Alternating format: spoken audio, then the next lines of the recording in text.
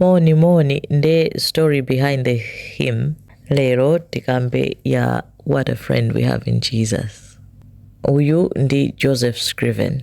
Joseph anabadwa chaka cha 1819 amakhala mu dziko la Ireland. Nde zomwe zinachitika, Joseph analolimbikira anapita ku Trinity College, atamaliza anasanduka mphunzitsi.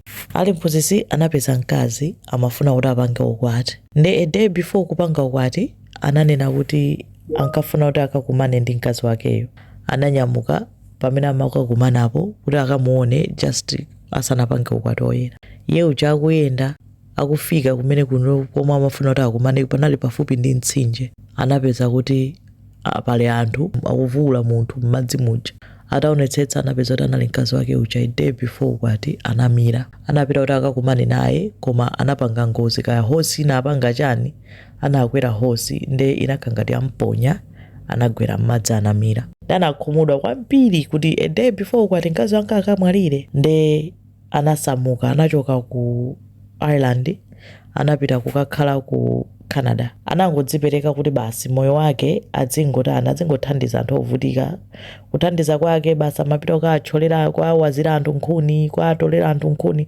Onena kuti sangakwanitse kudzithandiza okha, anthu ovutika basi. Onena kuti zinthu zambiri sangathe kudzipangira. Anangozipereka kuti azingokhala mu service. Anakhala ndithu zaka zingapo akupanga choncho, kenako anakumana ndi mtsikana wina dzina lake Eliza Roche. Anamukonda kwambiri kuti basi anapanga decide kuti atani akwatirane. Anthu anakonza basi mwambo wa ukwati bwinobwino kuti afuna kukwatirana. Patangotsala pang'ono mawiki okha kuti akwatirane ndi Eliza, anapezeka kuti Eliza uja wakadwala. Anampeza ndi pneumonia chidzibayo. Anadwala kwambiri. Nthawi ikuyandikira kuti apange ukwati, Eliza uja anamwalira ngati mkazi wachiwiri. Nde anali depressed koopsa kunena kuti mkazi wachiwirinso kumwaliranso just before ukwati. Ndi zina zovuta kwa iye kuti amvetsetse, koma analolimbikira kupemphera. Basi anangoyamba basi mangopemphera, koma analosweka mtima kwambiri. Koma mkati mwa kusweka mtimamo analandira uthenga kuti amayi ako ku Ireland adwala kwambiri. Ndi zinayi zonena kuti ndalama zake zinayi zoti zathera, zonena kuti amapangisa ukwati kuti walephereka uja plus maliro.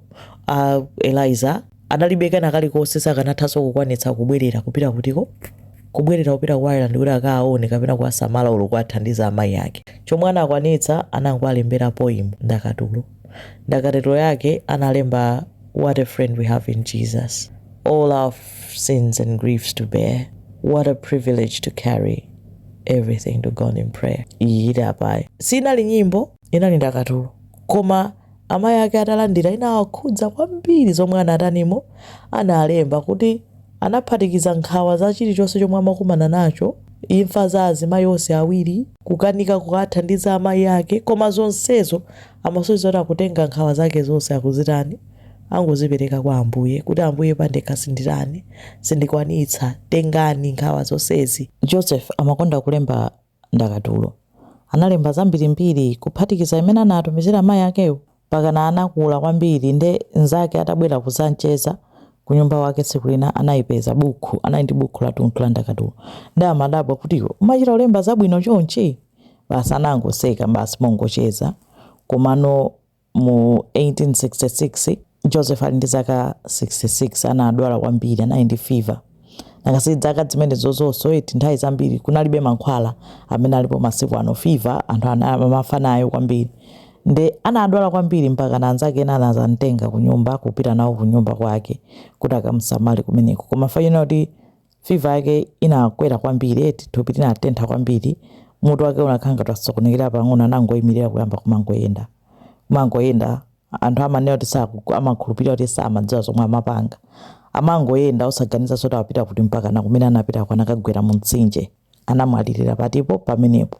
Ndipo konza zinthu zake katundu wake mpamene nzake uja yemwe uja anadzalipezanso buku la ndakatulo lija. Ndi ataona kuti zinali zabwino kwambiri zogwira mtima ndi zotsitsimutsa, anayamba kuzitenga kumazisandutsa nyimbo. Anasanduka mahimu ndithu amuchani amipingo amayimbidwa nthawi zambiri. Ali ndi buku lonena kuti munali ndakatulo zomwe zili nyimbo 115. Nde kufikira pa tsiku la lero nyimbo modzi mwa nyimbo imene yoyo yomwe analembera amayi ake atakanika kukathandiza What a Friend We Have in Jesus ndi nyimbo yopambana kwambiri, ndi hymn yopambana kwambiri kufikira kuchoka muganize ma 18 chakuti ma 1800s kufika panopo tili ma 2020 chakuti, which means kunena kuti mavuto ake anabweretsa inspiration yonena kuti imakhudza ndi kulimbikitsa anthu ena ku nthawi zonse. Nde tikhoza kungoti sometimes zinthu zoyipa zimatha kumachitikira anthu abwino. Zikomo kwambiri. What a friend we have in Jesus, all our sins and griefs to bear. What a privilege to carry everything to God in prayer. Oh, what peace we often forfeit. Oh, what needless pain we bear.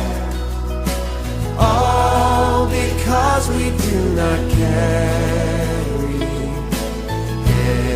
everything to God in prayer.